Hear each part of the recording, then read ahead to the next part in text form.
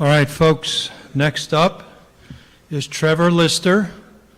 It's, I believe, 9 o'clock in the morning in New Zealand where he's sitting, 9 o'clock Saturday morning. And Trevor's is giving a talk, much of the research shared with Don Capps. And truth is the daughter of time. Trevor, can you hear me?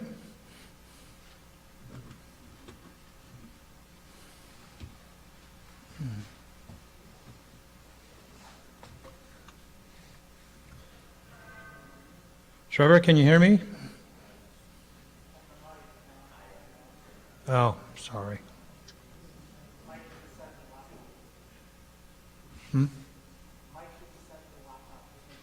Oh, gotcha. Trevor? Good morning, everybody. Hey, right. We got a connection, Trevor. That's better than yesterday. It's a lot better than yesterday. Pleased to see your smiling face. All right.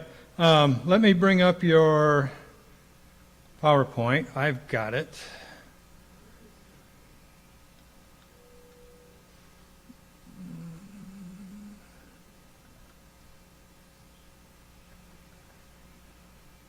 Stand by, Trevor. Thank you.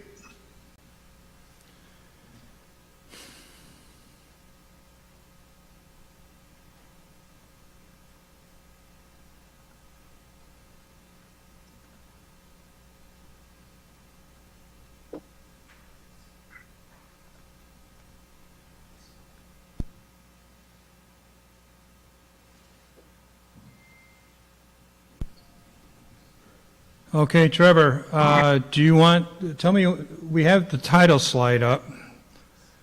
Do you want to just speak while the slide's showing? Yes, if I could do that, Bob, that would Sure. be fine. Just tell me when to advance. Okay, go ahead. Yep. First of all, good morning to all my old friends in the Glen. It's been a while since I was last there, and especially if Donald Capps is in the audience. A big hello, Donald. Thank you very much for your support over the years. I will be talking today on what might sound on a little strange approach to vehicle identity, old Maseratis, specifically in the 1950s. I'll be looking at the different ways in which a vehicle can be identified and what that might mean for the provenance of the vehicle. Bob, how's things going on that first slide? Okay. That's good. Just as a little story perhaps about an Englishman, an Italian, and an American who met in a bar and started discussing identity of the vehicles. The Englishman would say all of the chassis is the most important part of the vehicle, and it's the chassis number that sets the identity for the vehicle, and it's that identity from that point on until the day it gets put on the scrap heap. The Italian would say something different, and Enzo Ferrari did back in the 1960s. He said, I don't sell cars, he said, I sell engines. The car is only there, he says, I throw it in for free because something's got to hold the engine in. Quite a different approach entirely. The American was probably Bob because he was the story I've got here is coming from a Ford perspective, and Henry in the 1930s would identify the vehicles coming down the production line were identified according to their engine number. So imagine yourself on at a very busy plant. The engine has just been passed through its pre-run testing. It's just about to be placed in the vehicle. It has a gearbox attached to it. The gearbox gets stamped with the engine number, and then the bodywork gets applied, and just before the bodywork gets done up nice and tight, the engine number is stamped on the frame. Nice and simple. The engine sets the identity of the car. We could run just a little further on that one and say that in Italy there is a wee twist. If it's Enzo talked about production cars as well as race cars, but at Maserati, if a engine in a race car was changed, then the identity of the vehicle was changed to match the engine number. That is, the engine number didn't just set the identity when it first rolled off the production line. It was quite capable of changing and giving a different vehicle identity as the vehicle was raced, even race to race.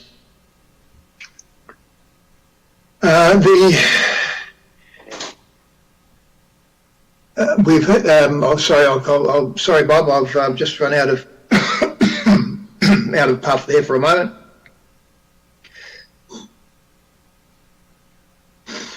How are we getting on with the slides, Bob? All right, we got the Ferrari number 11 car up. Sorry, I can't hear you very well. We got the number 11 car up.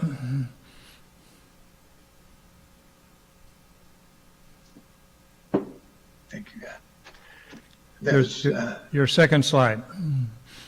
yeah, could I have the first slide? Yes, could I have the second slide, please, which is the red one? If Yeah. you've got that up on the screen. It's up there. Thank you very much. I've chosen this car as an illustration of what happened at Maserati because it's a very rich car in terms of its background and its provenance.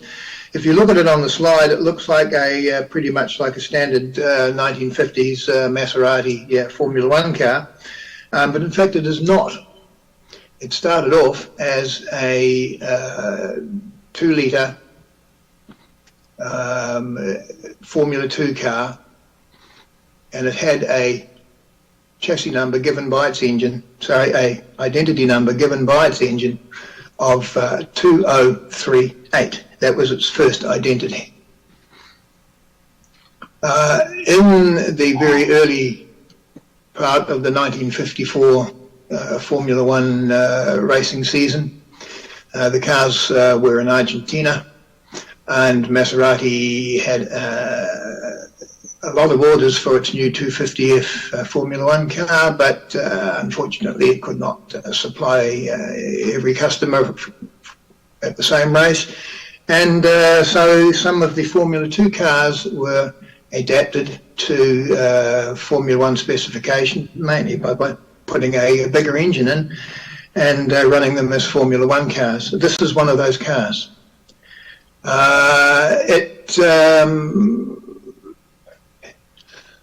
When it got its Formula 1 engine, replacing the old Formula 2 one, its identity changed to match the new, larger engine. In that guise, this car was known as 2510. And that wasn't the end of its identity. The following year it was revised, bodywork revised, which is why you see the lovely 250F type bodywork on it in the photograph. And its engine was changed once more. It now got engine 2518, and it took on identity 2518. So if we trace this car right through, we see 3 identities all set by the engine that it was carrying at the time. And it doesn't stop there. The interims, there were 4 of them altogether. They all had that same pattern of giving up their old Formula 2 number and adopting the Formula 1 engine number. Each and every one of them followed exactly the same pattern. So I'm comfortable looking at the interims to say that, yes, that's how it goes. The Maserati was obviously identifying according to engine number, and if the engine went to another vehicle, it would carry its identity, take the engine identity with it. So far so good, except in England they didn't do that. And in England there was a lot of interest in Formula One, of course. It was just getting to the point where England was really ready to start dominating Formula One in a year or two's time. And the English commentators were very keen on pushing for the chassis number to be the one which identified the car. This might be so in England, but it's not so everywhere else. Unfortunately, the English men did most of the commentaries, and quite frankly, they did it according to the English pattern, that the chassis number determined the identity. Not quite so, because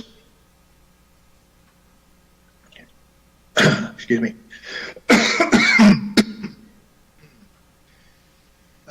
The English pattern is strict and rigid.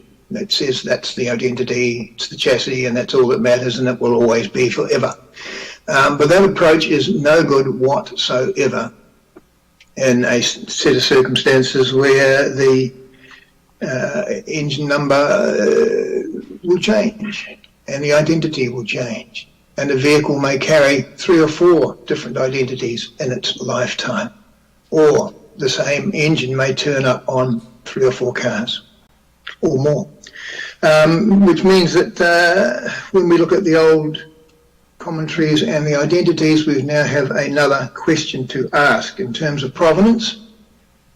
And that question is not, is this the car you think you've got? The question now becomes, does this car have the background that you said it was? Is it really the car that Fangio used in a particular race on a particular day?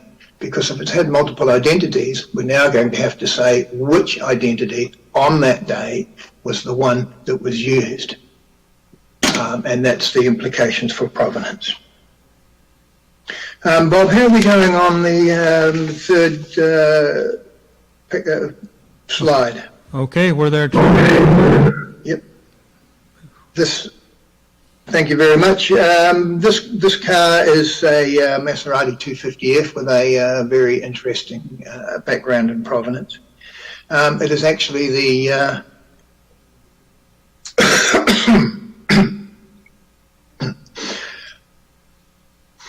is the third car of 3 to carry engine and identity 2504. The first car to do so was one of the interim Formula One cars that we saw before. When the customer car was ready, the full Formula One car was ready, the interim was sent back to the factory, and the brand new 250F was given to Prince Bura, and he had a great time racing it in the 50s. Except he only raced it 1.5 races. It was he was ill at the British Grand Prix and made a deal with the BRM team to have a second driver drive his car if he, Bura, could not do so because of his illness. He did come in to the race halfway through the race. He came in, the drivers changed positions. The BRM driver took the car out, and within 2 or 3 laps had managed to roll it, put it over on its lid, and damage the car quite a lot. The unfortunate part was that Bura now had a race meeting the following weekend, which would have a lot of starting money, but he had no car to race. So the deal was made with the BRM team that they would swap the engines and the identities into the cars. The damaged one would be retained by BRM, and Bura would go away with the old BRM team car, and that's what he would race. And so it turned out. Nobody said anything about it for a long, long time. The museum itself, the car itself was photographed outside a museum in New Zealand. It came into New Zealand as car 2504 09, which was the BRM team car. But it wasn't 2509 at all. Underneath it, it was 2504. We checked this out a few years back by putting a tape measure over it. There was a difference in builds between the two. 2504 was a very early car, and it had a slightly shorter wheelbase, and we measured it up, and sure enough, the car masquerading as 2509 in New Zealand for many, many years, it's actually 2504. The third of the cars to carry that number. And also one fourth one later on also carried the engine number 2504 and was also known as 2504. So that's four vehicles, one identity. So 4 vehicles, 4 engines, one identity, 2504.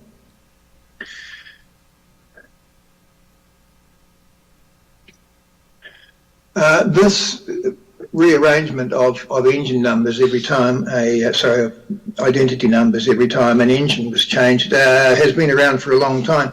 The old English commentaries actually noticed that the changes had taken place. They would note, for instance, that car 2512, at least I'm pretty sure it was 2512, was turning up to race as 2514 or something like that, and would note that there was a change in identity but gave no clue whatsoever or any thought to why that may have been so. And then to answer that question, we go to Donald's database. It's a very, very large database, and very well laid out. I've got to thank Don for giving me access to that database a long time ago. An unknown turns up on his emails one day and says, "Do you mind if I muck around with your database?" And to Don's credit, he said, "Yeah, go right ahead." What Donald had done is captured the engine numbers for each vehicle, each car in each race. And when his database was put alongside the older commentaries, there was a one-to-one correspondence between what the older commentaries had just noted as this car raced as 2514. For instance, Donald's database showed that on this race, yes, it did run as 2514 and that it also carried engine 2514 for that race. So we were able basically to take all of the old puzzles of identity from the 250Fs and on, as a side issue, every other Maserati as well that was raced in the 50s, and solve a lot of old puzzles and problems which had found their way into the earlier commentaries. So we are now quite happy to say that Maserati identified its race cars according to the engine that was in them at the time. Could you put Don's page up on for vehicle 2512, Bob, and get it up in the... It's there. Wordy one? Thank you very much. If you have a look at this document, you'll see on Don's side notes on the right-hand side of the page, every now and again he will note with engine 2514. For instance, he's following car 2512, which is a very interesting little thing in its own right. And Donald.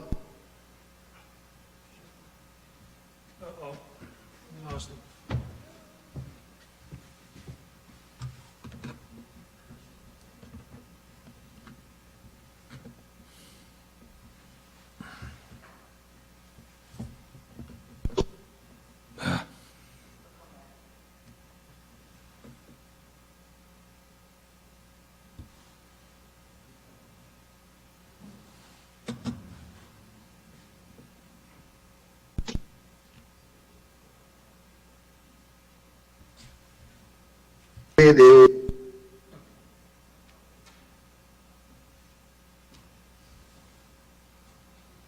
There we come. Hmm?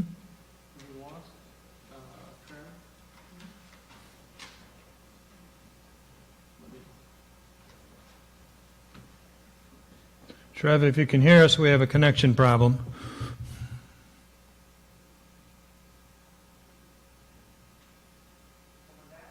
Not yet.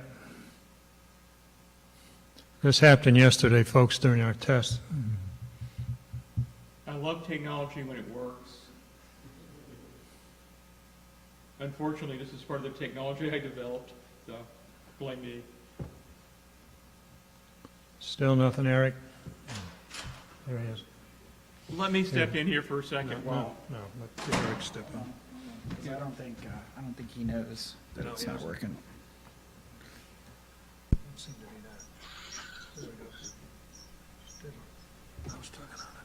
Don't touch it. Yeah. The question is he still talking? Hang on.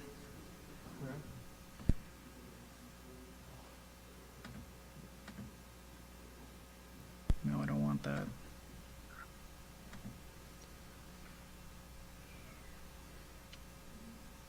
Okay.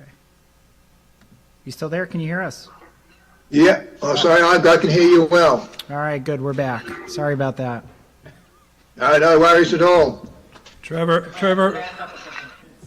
we lost you right after we put up Don's chart. Okay, right. Thank you. Thanks, Bob, and thank you, team, for sorting that for us. We'll go and have a look at Don's chart again and pick up the bits and pieces there. The right-hand side of Don's chart has got a whole lot of side notes, and those side notes include any instance where a engine had been changed and the identity of the car had been changed to match the engine for that particular race. That's just trace your eye down the right hand column.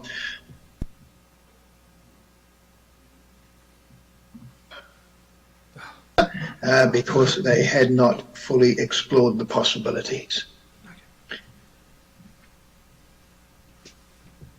To go with this, if you wish to contend this with us, we'd be very, very happy to have you do so, because the more attention we put to it, the more accurate we get with our data and our conclusions. There is a set of papers to go with this presentation. And they are available from Bob if you wish, or Bob will give you an email for me and you can get them direct off, which has a look at the whole thing, but it's only 17 pages long and we won't be able to get there. Dom, nice to see you. How are you going? Yeah. Okay, I'm the one who put this together, so let me try to explain it to you. I am a trained professional historian, so when I started seeing anomalies in data that I'm digging out of various sources from the archives and so forth. And Trev was pretty clever to pick up with this with me, because everybody else thought I was crazy and a complete nutcase. Let me explain it this way. There is how the rest of us do things, then there's the way the Italian automakers do things. Maserati, and I think Travis pretty well hit this, they looked at the motore as how they tracked these cars, these things that rolled through the racing shop. When it came in, they pulled the engine, they did all the little maintenance on the chassis, and when it was time to roll it out, they put whatever engine was ready in that car.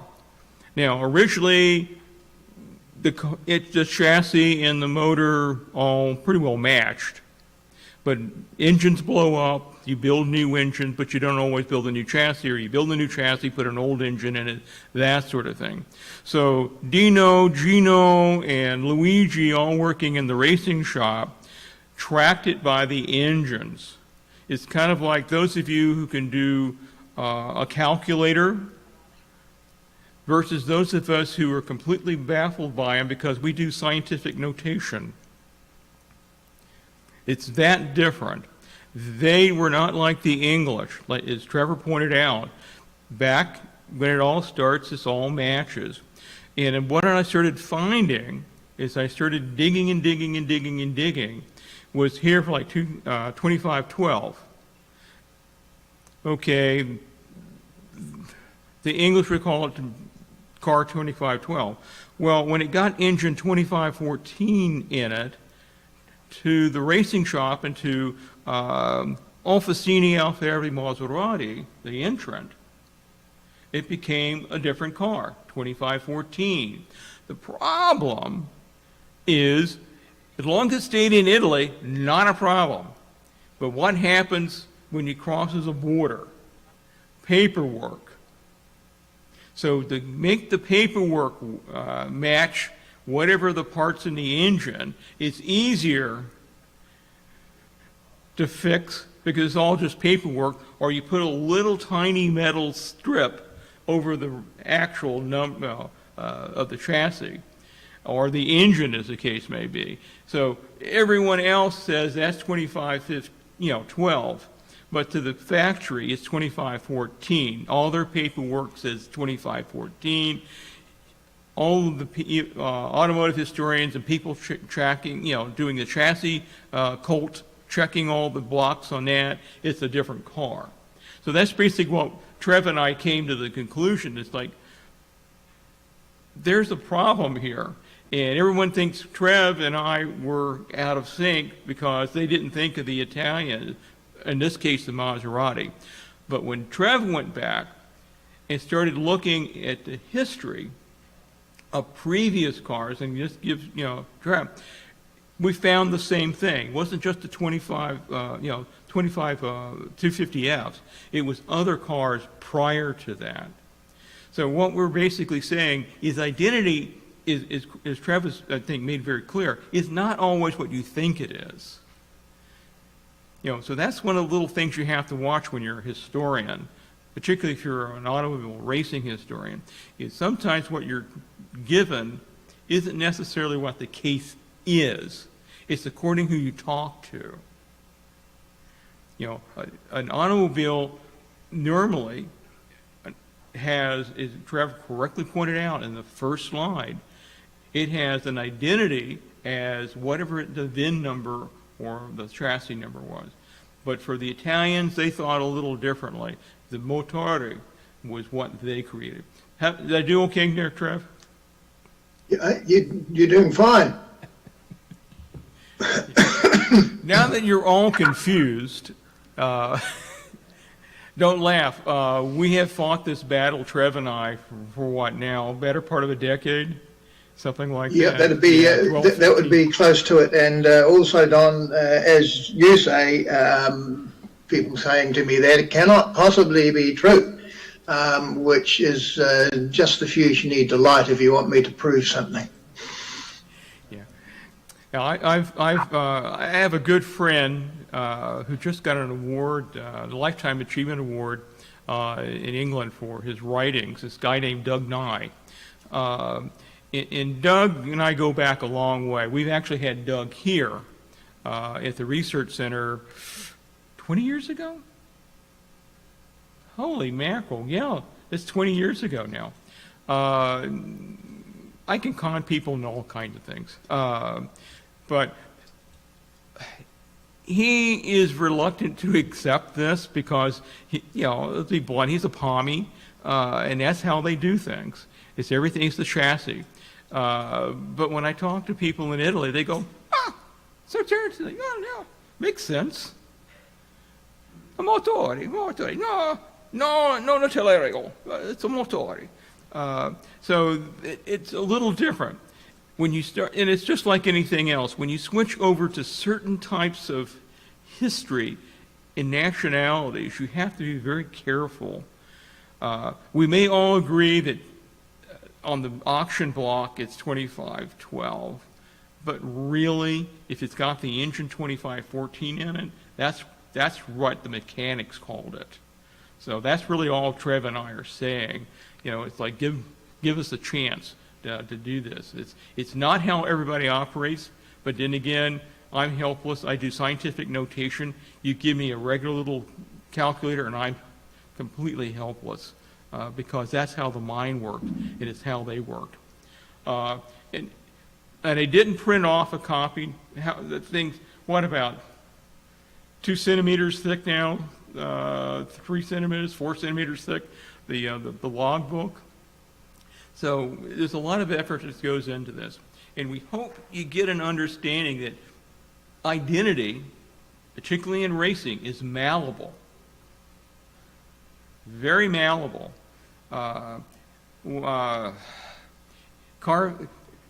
You could see Richard Petty in car 43.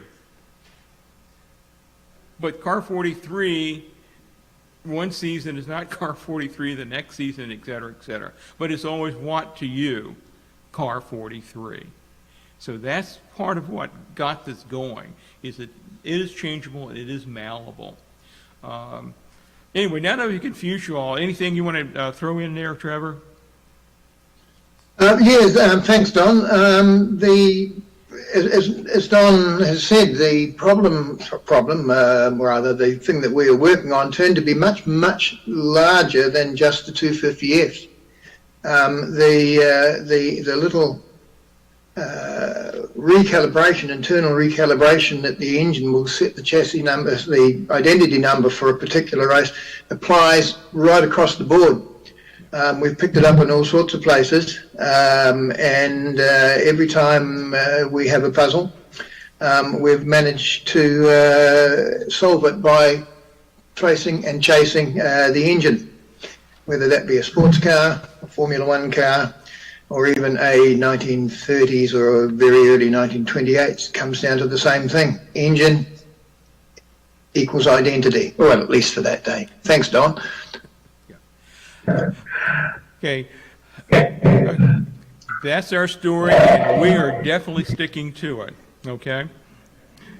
Any questions for us? Yeah, we got a couple, but Don, hang on. Yeah. Hang on, we got a question over here, Don. Okay. Blast away. John Summers. How am I going to frame this?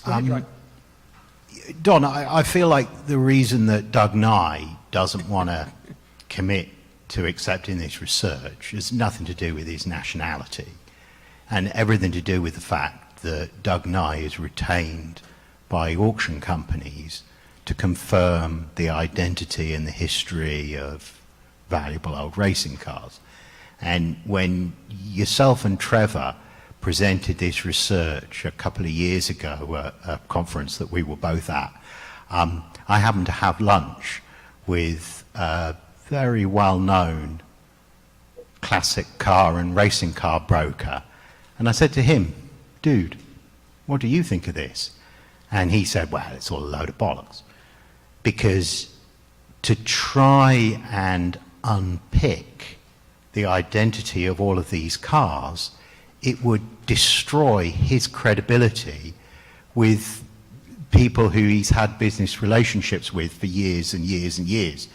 So I'm not saying that it's fine that that's the attitude, but what I am saying is that there's an awful lot of money and an awful lot of water that's gone under the bridge with a lot of these cars, and it would be very risky for his professional position for somebody like Doug Nye to say, you know what, all these Maserati 250Fs that we've identified as being, this is the Stirling Moss car, this is the Berra car, if we were suddenly to throw all of that up in the air and leave everybody feeling as faintly confused and dissatisfied as we're feeling at the moment about the identity of these cars, there's almost no upside. I feel it's a little bit like when colleagues of mine at the university proposed systems to better identify whether or not a particular car was authentic or not. And the pushback that we had from within the old car community was, you know what, we don't want to know if it's inauthentic. I want to believe that Sterling Moss owned my car and raced my car, and I don't know, it's in nobody's interest to do all of the research simply to cast doubt on the identity of this particular car. Yeah, it was not an easy concept at first to accept, because we've all been drummed and this is how it is. It was only those little pesky things called facts, because fortunately, and this was the key, if you dig, and that's what we do, by dumb luck, I made the acquaintance of a guy named Barry Hobkirk up in British Columbia, Vancouver, who had a interest in the 250Fs, and it was a mania, basically. And he had all this chassis numbers that he created, because some cars you could count the louvers, and some you could do the dents and all this sort of thing. It was particular to that chassis. However, he also had gotten, by accident, basically, the numbers of the engines in those cars. And what I started noticing, something that Barry just didn't quite get, he thought I was nuts like everybody else, was, wait a minute, you're calling this, use our example, you're calling it 2512, but the factory's calling it 2514, and everybody else is calling it because the chassis is 2512. But the Italians are calling it that. So what's wrong? But you're correct. The commercial interest in changing all this it would only be basically Maserati, Bondini, a bunch of the Enis, if you will, that did this. Remember, Ferrari started off that way. And then, because he had so many English customers, said it was much easier. Because if you ever look at the Ferrari list, there is the Tulare, the Valero, the chassis. But if the engine's different, it's noted. It's always noted. And a lot of times you'll find on the paperwork the engine in the Ferrari paperwork.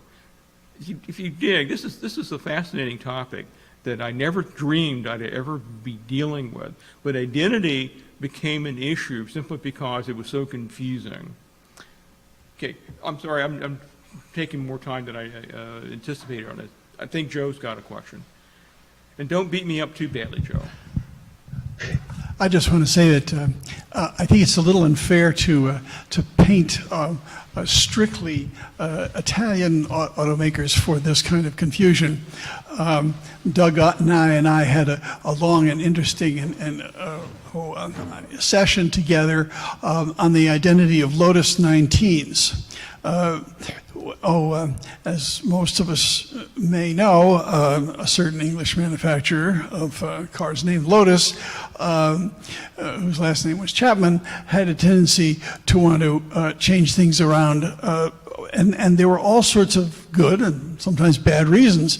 Sometimes they needed to get it across the border, and the one that was on the paperwork had one chassis number, and the one they had in the truck had another one, so they changed it. In the case of Lotus 19s, it is truly murky. I got involved with a car that claimed to be the first that Moss drove to two very successful races, first at Riverside and then at Monterey. There are 3 people in the world who claim absolutely that they own that car. The joke is that the car was actually comprehensively destroyed in an accident in New Zealand, and the remains of the car came back in a suitcase that went into the baggage, the upper baggage container of the jet that it came back on. So it's a fascinating topic, and one that's full of all sorts of problems. I've been yelled at any number of different times about that sort of thing. So it's good for you guys for doing it. It's fascinating. And yeah, and also, of course, as we are hearing, it also relates a lot to not only value, but really what the history is. And that's that's something that sometimes it's just going to be too murky to dig out, but there it is. This always boils down to one phrase: pity the poor historian. We can only do what we do. We do the facts. Again, Trev did a tremendous amount of work, and thank you, Trev, for. I know it's morning down there. Again, Trev and I go back a long ways on this, and we appreciate you giving us the patience to put up with this. Bob, anything else? We have two more questions. Okay. Oh. Thank you so much for doing this. And I was curious if the logbook extends to any of the French marks, specifically delegate is something I've been looking into, and I'm encountering some of the same issues. Oh. I didn't quite catch all of it, but I didn't catch it. Essentially, have you done any, is there also French marks that you've been looking into and finding the same thing? Yeah, there are others who've gone back and replicated this because one of the things we do in historian, it's different than like Doug. Doug gets a lot of information, he holds it, which is what authors do, what historians do, until it gets published. And I've thrown this information out there some time ago. I set on a lot of information from Barry and another good friend of mine, David McKenzie, who did a lot of work, who helped unknowingly me find the anomalies, because that's what we look for. We look for anomalies, and helped me find some of these anomalies, even though he was not sure what I was looking for at first. So basically, yeah, there are a number of people who come around to this. I think they basically still very quiet about it, exactly what John pointed out. Because then you start looking at Alfa Romeo, you start looking at these other companies as well, Seat, Osaka, and so forth. A lot of them initially did it identity one way, but because of their customer base, they're not stupid. They understand how the system works, and they found that out real quick, that don't confuse people. All Trev and I do is what, Trev, we confuse people because we look at the facts, and we don't worry about the other stuff, thank goodness, because I think Joe would know this, I would make a horrible car dealer. I just tell you what it is, sort of thing. So, anyway, anything else? Oh. Well, I just have a warning that none of this applies to American race cars up at least through 1980. Numbers for Miller cars have been lost. Frank Curtis and Watson numbered cars, and I have the bill sheets for most of the Offenhauser engines, but they changed engines without making any note at all. If an engine blew up, they put another one in, and so what? Actually, at one year in the 50s, there were more Offenhauser engines entered at Indy than had been built by Meyer and Drake and Offenhauser, because people took blown-up engines and bought some parts and put them together. So you can't run the numbers. You have to look at a number of louvers and welds on the chassis to identify them. And I should give some credit to Gordon, because that was one of the anomalies that I began coming back to, is that this can't be unique. And you look at a lot of American cars, racing cars, dirt track cars, etc. They didn't have an identity except number 52, number 88. I mean, that was basically it. And you're right. When you had pointed out, I said, you know, I'm not insane, because Gordon has found the same thing off the engines. And we said, we found that some of these engines, when they were broken, they got thrown. Chassis were, you know, like modern. There's a couple of McLarens. There must be like 15 of one chassis number because it's ridiculous. But it is identity is an open topic. Have at it, as far as I'm concerned. So thank you very much. We appreciate it all. Thank you, Trap, for dialing in this morning.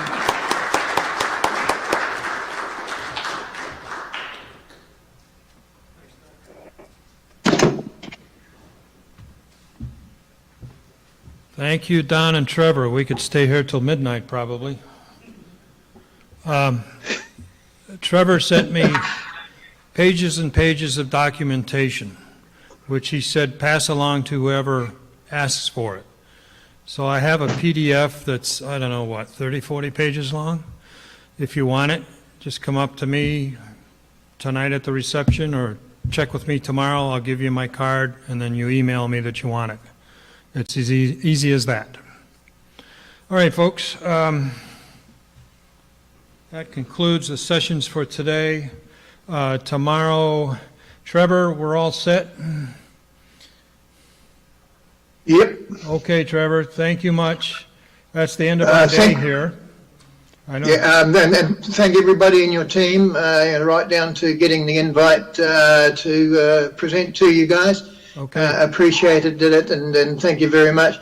Just to finish on there, Bob, I have a friend who looked at what I'd done and he said, what are you worried about? He said, you could call them John, Paul, George and Ringo. It would make no difference as long as you could track them. Yeah, Which I think is Donald's point. There's two different ways of tracking. right. We'll bring them together. So thank you all Okay. very much, and see you next time round. Okay, thanks, Trevor. We're going to close down here for today. You have a nice Saturday. I'll do that. Thank you. Okay, bye-bye. Goodbye.